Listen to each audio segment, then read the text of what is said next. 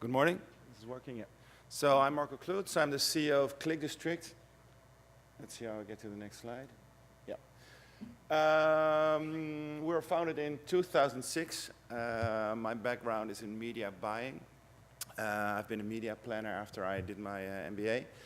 And we were one of the first European players to focus on premium inventory. When I was a media planner in 2006, there were two types of inventory. There was premium CPM, very high CPM prices in the display market, and there was affiliate marketing, which was the long tail, where you had a lot of small sites which enabled you to buy on CPA or CPC basis. There was nothing in the middle.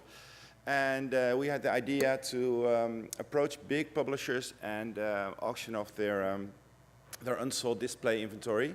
At that point in the market, that was very new, and it took us a while to convince the big publishers to do that because they were very afraid of cannibalizing their premium inventory. But once we've done that, we started with one of the biggest publishers in the Netherlands called Telegraph. It's a big newspaper. And it was a huge success because a lot of big brands wanted to do marketing different than high CPM, maybe CPC or targeting certain audiences, but they didn't want to pay the high prices, but they did want to have the assurance that they were running on premium sites. So a lot of networks at that time were buying from exchanges or running a lot of long-tail inventory where your brand safety was not assured. And we were the first that only focused on premium publishers where we could assure the brand safety of the advertiser, and that was way before companies like that assured your brand safety from a technical point of view. In 2007, we decided to grow our company internationally, and we got an investment from the eValue Group. It's a famous European investment fund focusing only on online advertising. And since then we've grown. We are still headquartered in Amsterdam, but we have offices now in Düsseldorf, Berlin, Madrid, Stockholm, and we're now actually opening up in Moscow. And we started off 5 years ago with Right Media technology. To a lot of American people, that's very familiar. To Europeans, it was less familiar. But at some point, we found out that to really add value in the chain from advertiser to publisher, you could only make a difference if you have your own DSP technology. So we've been operating that now for over a year. We've been developing it for 3 years. And one of the things that we thought, there's a lot of US technologies, DSP technologies like AppNexus, MediaMath, Invite Media. We've tried all of them.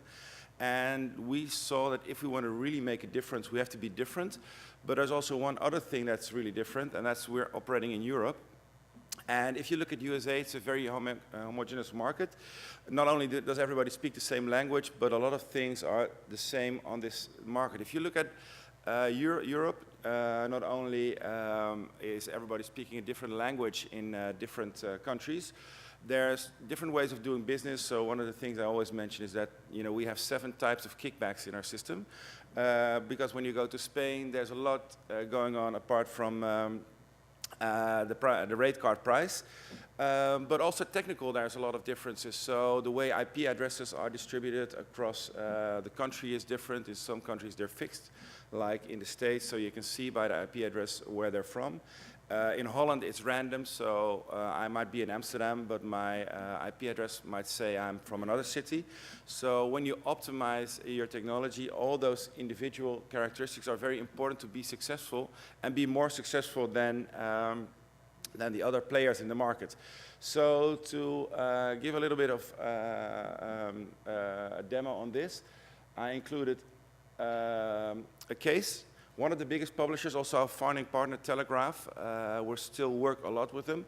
They are a big publisher, so everybody thinks, okay, so they have an SSP. Their SSP is AdMeld, but their business model is that their own direct sales team acts as a third-party network on their inventory. So they have to bid just like Criteo, us, and all the other DSPs in the market. So if they don't bid higher prices than the third parties on their own inventory, they don't deliver on their own sales. That's to keep their own sales team competitive and to make sure that they get the highest price out of the complete set of inventory. It's a very interesting way of working, and it works very well. The only problem they had, they were running on AppNexus, and they were losing a lot of bids or campaigns, and they didn't deliver all their campaigns because they just weren't performing well enough. But the interesting thing is that they were a DSP and both an SSP, so they could look from the SSP side at all the technologies bidding on their inventory, and they could see the performance. And we were one of the companies performing on their inventory, and they found out that we were performing very well. So they called us and asked us, so what's the secret sauce why you outperform all those other technologies? And then I refer to the previous slide where we said we've completely customized our DSP to the European market. And after some discussion, they did a test run with us on our technology, and within a month, they operated 50% more revenue per day on the same campaigns, on the same amount of inventory. So that was really a big case where it shows that customization of technology in the European market makes a difference. So if you look at the company, if you're interested in numbers, come over and talk to me or to Joram. We're now growing not only geographically, but we're also looking at display, video, mobile, and social. We see the complete value chain of the customer from the first time he thinks about your product till the end when he almost knows he's going to buy the product but doesn't know when. We want to be everywhere. So we want to be active in social, we want to be active in video, we want to be active in mobile. Every contact with the customer is interesting to us and can be a part of adding value to the advertiser. We're very tech-driven. We think that technology makes a difference, especially since we're in the middle. We don't own the inventory. We don't own the advertiser, so we think that we can make a big difference by having better technology. And we think that having the whole chain, we're always talking to the advertiser, and we can offer every piece of product what he needs. So we don't offer only retargeting. For some advertisers, that might be a great solution. For other advertisers, it might not be. Whatever they want, we can help them.